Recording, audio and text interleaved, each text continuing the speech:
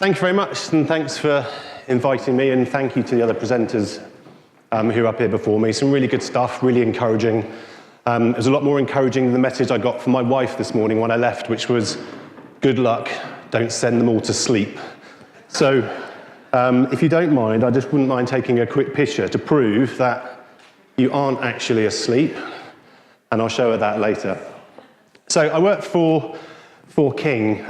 We make Candy Crush. That's probably the biggest game that everyone knows, and millions of people around the world play it. We have billions of players a day, and last year had our trillionth gameplay or something, and it's just mind-boggling. My subject is the art of recruiting specialist talent. And I'll give you a few kind of hints and tips towards the end, but it's not just about, right, all your specialist candidates are here. Mine's about how we go about it at King and the process that we use, and that makes it easier for us. So you probably don't know too much about King. I didn't when I got the call to say we've got a job at King. I had no idea who they were. So let me give you an idea of who we are, how we've grown, and what we do. So I updated the slide when I got here today, because last night when I looked, Candy Crush Saga, the original one on the left there, was number 2, and today it went back up to number 1. So I thought, I'll change it, and a couple of them went up. But generally, we've got about 3 or 4 in the top 10, more games than any company in the top 50, which we're really proud about. And those games are developed at a number of studios around the world, and we've got as far over as Seattle in the US and an office in San Francisco that deals with like Facebook, Apple, Google, studios in Europe and in Asia now. So it's quite a diverse and kind of international business to be in. When I joined in 2013, in the middle of 2013, we were somewhere between 350 and 800 employees, and I think it was about 400 when I joined, and you can see kind of how we've grown, and we haven't published our figures publicly, but if you kept drawing a line, you would see that we were even bigger now, and we have plans to kind of keep getting bigger. This is a great slide, and it's a great slide because it makes the next slide look even better. So we used to put our games on our own website, and they did quite well, but you can see what happened when we went onto Facebook, and people said to us, Facebook is dead, it's not the place to play games, and things like Farmville by one of our competitors was kind of tailing off, and they said it's a waste of time putting your games on Facebook. But when we did use the Facebook platform, you can see just how much it increased and the millions of players that it went up by. Now remember this slide, because this slide is now that little one down the left there. So what happened was we put our game on mobile, and if you look at some of those previous stats from earlier, where candidates are using mobile to apply for jobs more than they are desktop, you can see how much it's done for us. I was about to give you the stats, and I realized I've got another slide with it on. So we're not in here, and it's probably a bit difficult for me to get everyone to shout out, but this is, I guess we think of them as competitors, because Zynga, probably one of our biggest competitors, is not as big as we are, so it's difficult comparing ourselves to other games companies, but we fit somewhere in here, 356 million monthly active users. So that's a marketing term, MAU. There's MAU and Moo and DAO and all this kind of stuff, that's how many people play our games every month, and they're unique users, and that means that it's not counting me twice if I play on my iPad and my iPhone or on my Facebook account. And that's actually gone up to 474 million, I think it is now. But I assume the other companies have gone up as well, but I just don't have the latest stats. A bit about what we do in recruitment. This is a slide from our new hiring manager training that we're going to do. We want to get hiring managers to understand the size and complexity and the hard work that we do. So we give them these 3 questions, and you'll figure out the pattern pretty quickly. Ask them how many offers that we made in London last year. So that's London offers, candidates coming to London. The team in London actually did more than that, because we also hire for other locations as well. Well, we do have recruiters in those locations, but sometimes we help each other out. So we actually hired more than that. And how many interviews were scheduled in 2015? There's actually 2 people who scheduled interviews for us in London, and it was 25,000 interviews, which is immense. And apparently, we reviewed 60,000 applications. which is quite a lot. And we want the hiring managers to understand the kind of amount of work we do and why, when we ask them something, they help us. We show them the breakdown of where our candidates come from. We've simplified it, but it's in the ratio you would expect. So the recruitment team and the direct sourcing we do is just over 50%. Agencies at 70% I don't think is too bad, and actually we do need the flexibility of having agencies, and certainly for some of the specialist roles or sometimes fast turnaround contract roles. And we're really proud that we get 31% referrals, which I don't think is too bad. I won't read them out, but they're the kind of roles that we have. And we have 3 recruiters in the London team, supported by a team of talent sources. And I'll talk a bit about what they do later. But I look after the corporate functions, so your finance, marketing, HRs. The studio are the people that make the games, so like the producers and the game designers, the level designers. And we have a whole team of techie people in QA and data warehouse and BI and developers. So these are the types of profiles that we hired, so 200 and something last year that we were responsible for. So how do we do it? How are we different maybe from the way you're doing it, or maybe the way I've done it in previous jobs? And we spent a couple of years kind of refining our process. I'd like to show you kind of a bit about that. I think King is a great place to work. I'm really passionate about it. I love working there. I interviewed a candidate a couple of days ago and he said to me, "Oh, you can really tell that you're passionate about where you work," which I thought was really nice. And what makes our job a bit easier is we have a great place to work. So we have in Stockholm some trampolines, and actually that's Stockholm there, the little kind of carousels, and we do things for family, like we have the Christmas parties, and that's Simon, one of our recruiters who used to work there. And people are quite happy there, and I think it's important how we get there, and we take our values very seriously. They're set out to make sure that this is the way you behave at work, but we also use it for hiring. So we hire against capabilities and values, and it's probably an easier way of explaining our values is by this video, which my friend up there is running to press the button. Watch more videos? Okay. So we use our values in our interview process. Come back. Oh, hold on. Stop. So typically, for a permanent hire, we have 6 interviews. And there are 3 based on capability and 3 based on values. So we put some of these values together, and there are behavioral interview questions to understand if someone is fun and friendly. And fun doesn't mean you go out to the pub and you have parties. It's about filling your tone of voice with fun and being respectful to your colleagues. And the friendly is you help people out. And you know, my favorite one is humble and open, because big egos don't fly where we are, and people are open, and they're open to you challenging people, and you being challenged and saying, "Do you know what, I don't think that works." And then you can bring in the fast and fluid and say, actually, we need to adapt and we need to change something, and people are really open to that.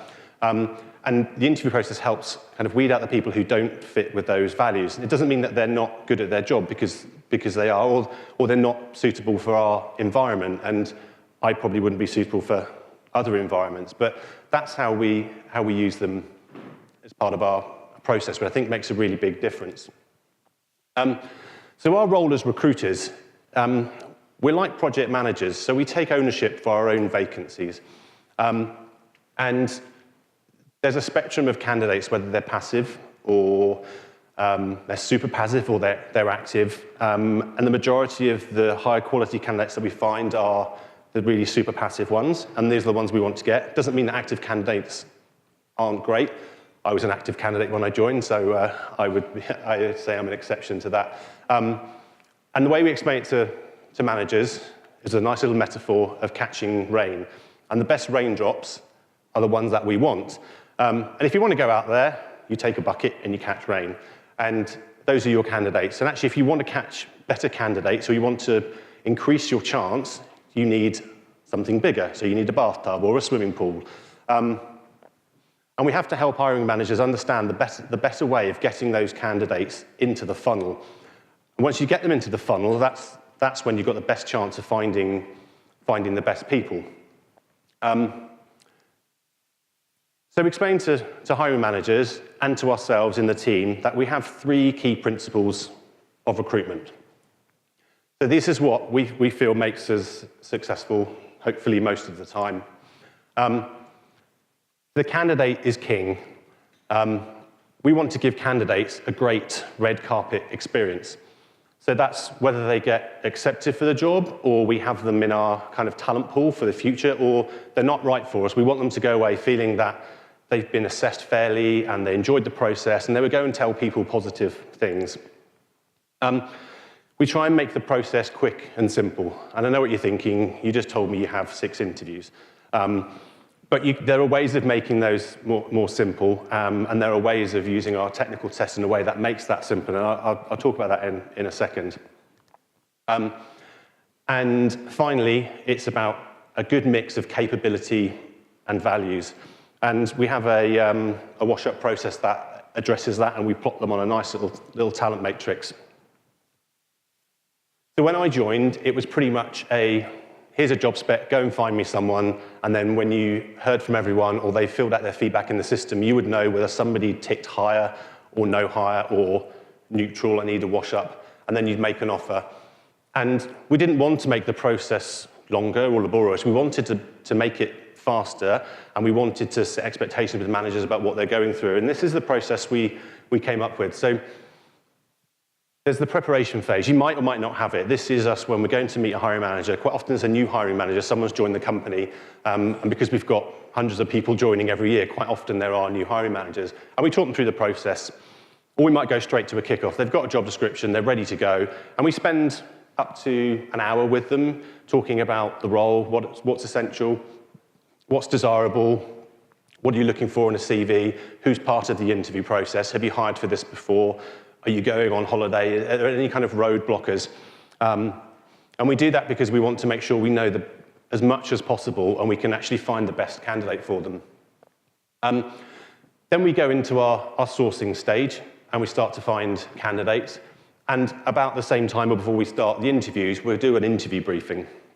And the interview briefing gets all the interviewers together and we say, look, this is the role we've got. This is a role for an external reporting finance person, so they have to have US experience.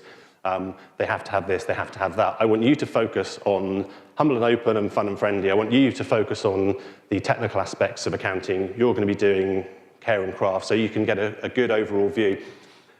And the reason we're doing this is actually we kind of skipped ahead when we were putting this together, and we had the wash-up after the interview process, which was great because you'd have a wash-up and you'd get great feedback. But quite often you'd find out that the manager would say, or interviewers would say, yeah, but I didn't really know what level this role was or which business area it was supporting. And so the interview briefing stops that because everyone knows exactly what they're looking for. At some point, and it's generally in the middle, we have a health check. Quite often I set it for 2 weeks after the sourcing starts, and we go in and we meet with the manager, and sometimes it could be the shortlisting stage and we're presenting candidates, or we're already through the process and we're interviewing, and there are 2 kind of decisions. Are we on track or are we off track? So if we're on track, we've probably got 5 candidates, we're doing really well, the interviewers are all ready, we've had a briefing, there's nothing stopping us, there's no big event where the whole office is going to be out. And we want to make sure we stay on track. If we're off track, then how do we get back on track? And we could be off track because we don't know what we're looking for, which is unlikely because we've probably had a really good kickoff. Or does the market not exist for what we're looking for? Or is it something to do with the business where interviewers aren't helping out as much? And once we've had our wash-up and we've decided who the candidate is and we've plotted them on our talent matrix and we see the person top right-hand corner where they're high on capability and high on values, and we know we've got a great king person, and we call them kingsters. They used to call them kingers, but we thought it sounded a bit like mingers, so we said I think someone from Sweden came up with that, but they didn't quite understand, so a kingster. And then we go through to onboarding. We have a team that look after them through onboarding. So that's about us, and it's about recruitment driving this. So we're the project managers. We're the ones that are saying, these are the gates we need to go through. These are the things that we need to do. And if we miss an interview briefing, then it all starts to go a bit skew-whiff, and it just messes up the rest of it. So we're the ones that have to kind of champion this recruitment process. I think it was last year, was it, Nick? We redesigned the technical test. So a lot of the people we hire, the developers, had to go through a technical test. And the technical test basically was, here's a game, go away and kind of recode it. And it would take a week to do. And it wasn't just the test was hard, it was the the process that we had. So you'd get a CV, and a recruiter would do a phone screen and say, great, I think you're right for it, even though I'm not a coder, and here's a test, and go off and do it. And then, and only then, if you do all of this for me, we'll let you speak to somebody within the business. And what we found that people would drop out, they wouldn't do the test, or they didn't do very well on the test. And the first thing we did was we switched it around a little bit. We got them to have a call with a recruiter, then a call with a manager. So it starts getting a bit more buy-in from the candidate. And they went a step further to redesign the test. So the test now is they can still do the old test if they want to and go away and code a new game. But the other thing they can do is they can submit their own code. And if you know a bit about recruiting developers, you'd probably go and try and find them in GitHub or Stack Overflow and find someone who's commenting a lot, or try and find someone that's posting some code. This is where they like to be. They don't want to sit and hang out on LinkedIn. So we ask them to submit some of their code, and then when they come in for an interview, we do a technical test, and we go through the code with them, and we can kind of tell whether they're good or not. We have these 12 criteria, and it will help us decide whether this person's a developer or a senior developer. And that really helps narrow down the capability.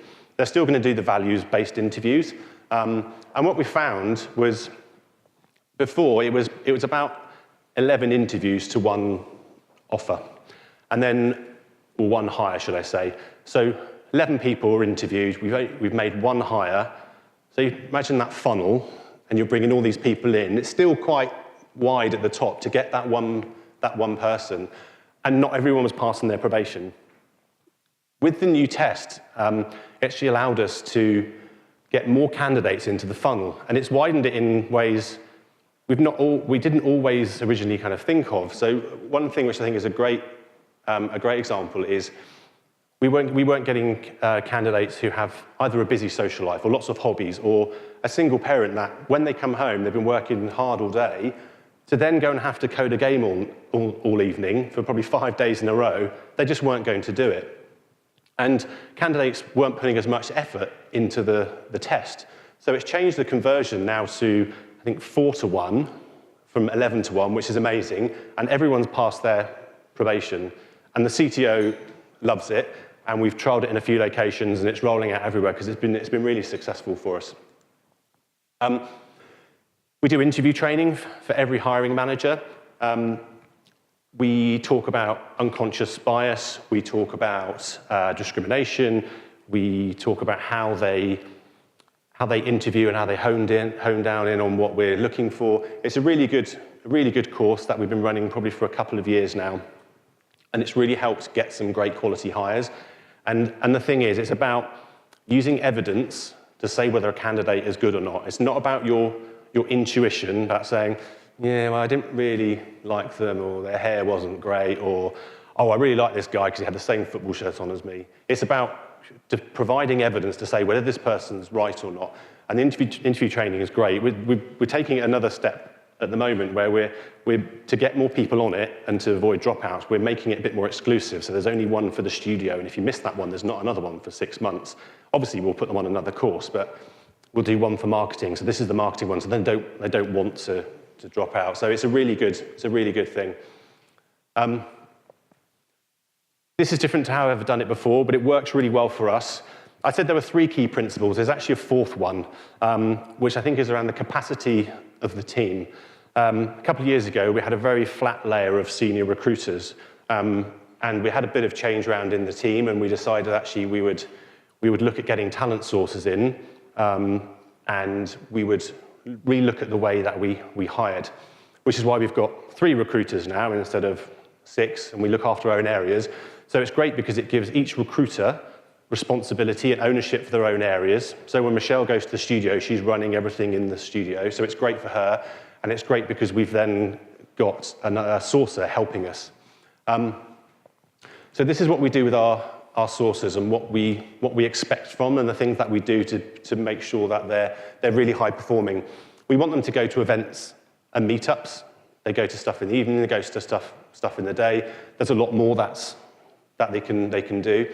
We measure them, and we measure them in the same way we talked a bit earlier about candidate experience. So we will survey candidates when they've been rejected. So they'll get a phone, if they've they've come for an interview. When we reject them on the phone, we'll say, you're going to get an email, we're going to ask you about a survey. We'd love it for you to fill it out. And it gives us some really good insight into how they thought that process went. As recruiters, we're measured by our hiring managers. So every time I fill a job, I will send them this survey. If you've just filled 3 of the same, they're probably going to fill it out once, but that's really good. So we do it with the sources as well. We do training and workshops on them. I think what's really, really useful is that we do small workshops, and I'm doing them kind of every 2 weeks at the moment, and we get them to input into what they want to do. So we did one yesterday on complex offers. So managing complex offers. Why is an offer complex? How do you find out all the information you need at the beginning so that when you're at the end of the process, you pretty much know what they want and you know what's motivated them and you know how to get the offer approved by the management and you know that that candidate's going to accept it. So that one worked really well. And the good thing about workshops is they're free. They're people who might have more experience in other areas in your team are providing these workshops. And they work really well. We do these 2-week sprints. So we plan our recruitment around 2-week sprints. And if anyone's done anything in the Agile world before, you'll know that they have these scrum boards. So we have I'll show you in a second. We have our scrum board and we have these 2-week sprints. The development team work in these sprints for 2 weeks on set pieces of work. So there might be 50 things to do and you have 46 in your backlog. And quite often they can just be post-it notes and you take them off your backlog and you put them into your doing.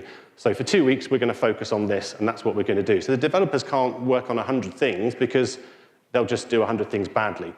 And the great thing about it for our company is that the developers and the studio and the tech teams know that's how they work and we're mirroring that so they completely understand how we're doing it. And it focuses us for 2 weeks. And we know at the end of that 2 weeks, we'll have a decision like, are we on track or are we off track? And that's how we know whether we need to go back to the business and say, look, we're never going to hire this because you're asking for something that doesn't exist.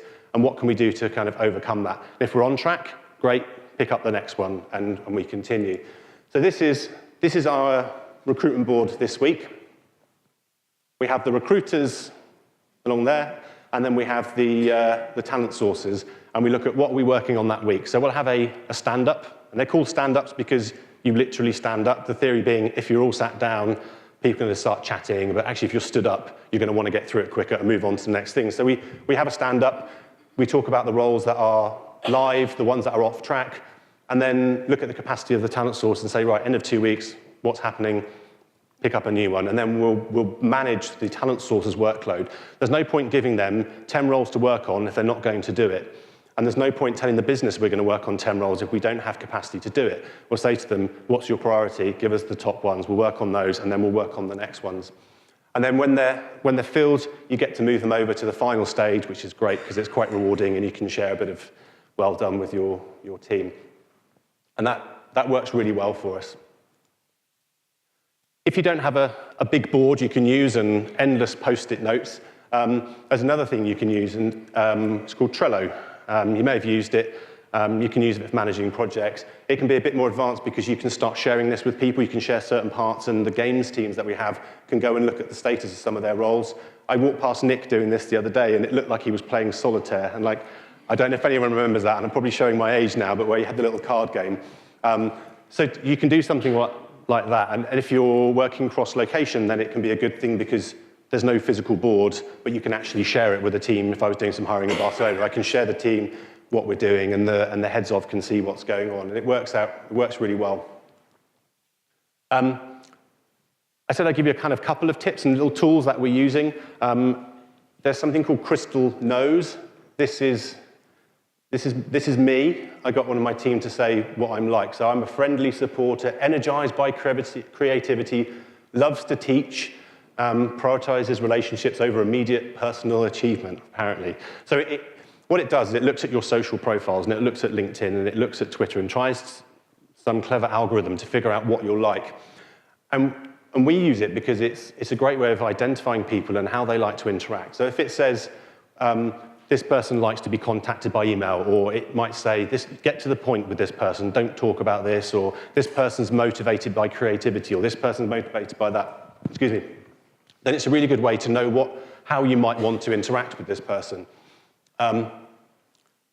What else did it say about me? I like feeling accepted, positive verbal recognition, so please clap loudly at the end of this. But not too loud, because I also like peaceful environments.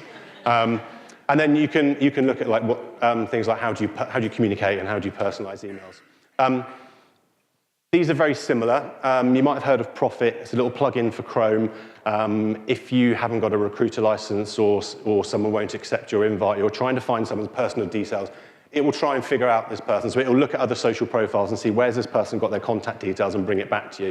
If it can't find someone, it will kind of guess and say, well, they're probably, who's this guy? Chuck Reynolds. It'll probably say creynolds@gmail.com or at Hotmail. It'll guess, and that's probably not great. The other one is AV, which we're trialing at the moment, and what the team tell me, that one's quite good, and they've found more people than the Profit one. So they're free, so give them a go. The other one that's quite cool is Sidekick. I couldn't get it to install on mine, so I asked one of my team to try it. And basically, it will tell you if someone's opened an email. So it's not like the Outlook thing where it says read receipt. And I don't know how it does it, but it does work. You could email a candidate.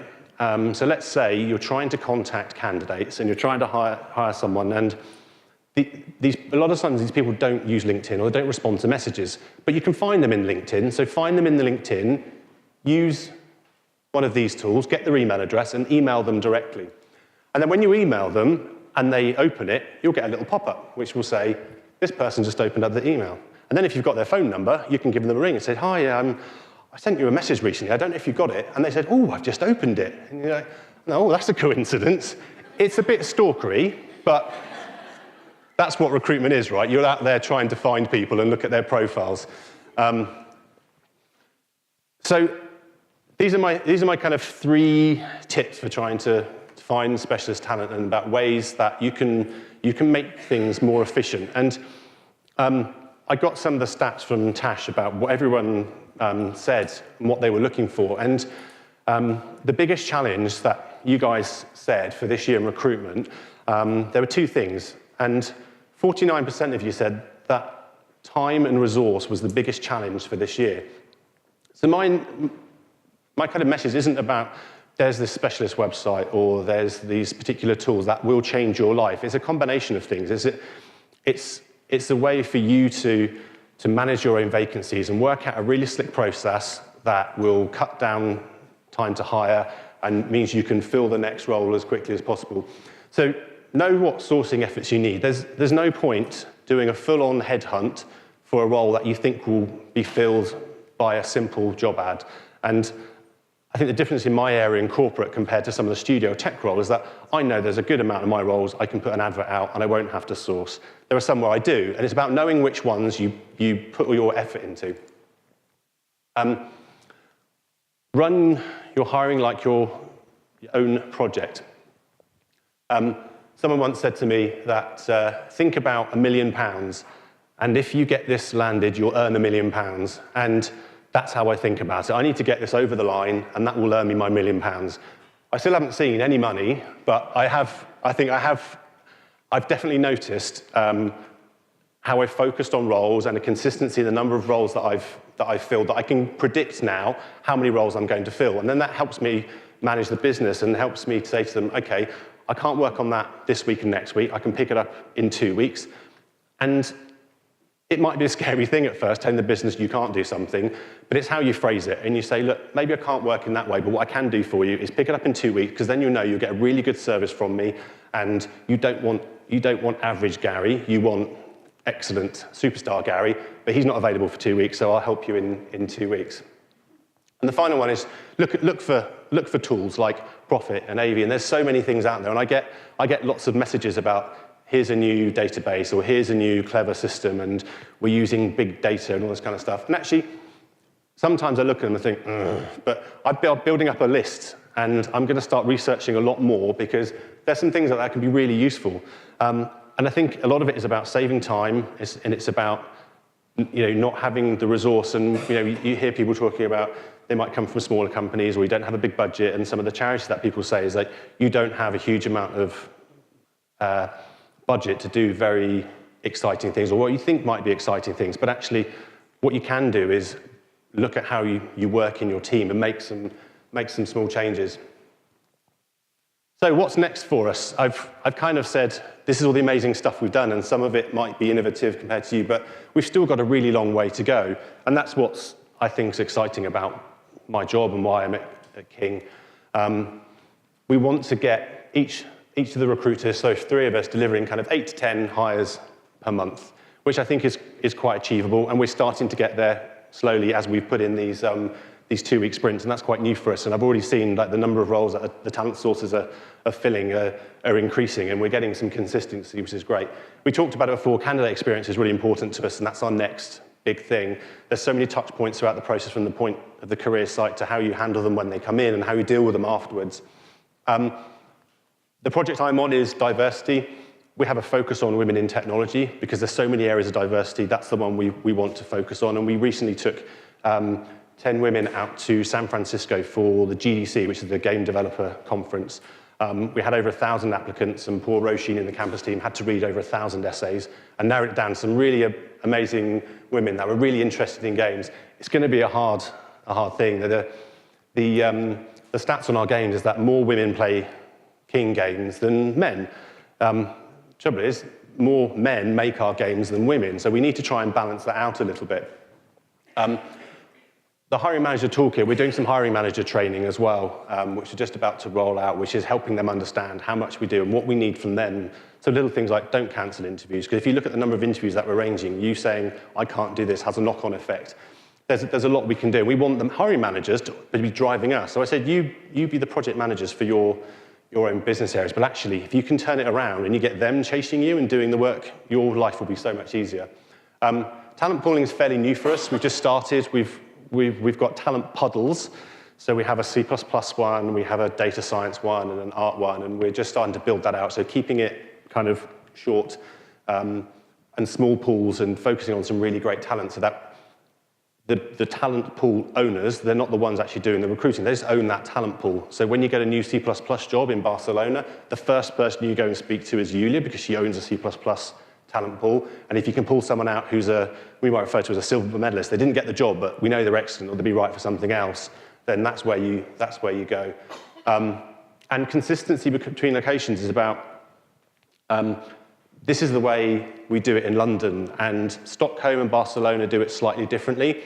But then what happens is you get different kind of processes, and managers who might be working with a recruiter in London get a different service from someone in their local recruiter in Barcelona. So there's huge amounts we can do, I think, in just making sure that everyone's doing the same thing and being consistent. This is my shameless plug. I don't think anyone knew it's here, and you can't charge me, Mark, because I'll say it quickly, but I'm hiring in my team. I'm looking for a contractor for 6 months. If anyone knows anyone who's got experience of hiring in the US, look me up on LinkedIn or come and speak to me. I thought I'd be embarrassed by saying I absolutely don't care. Thank you very much.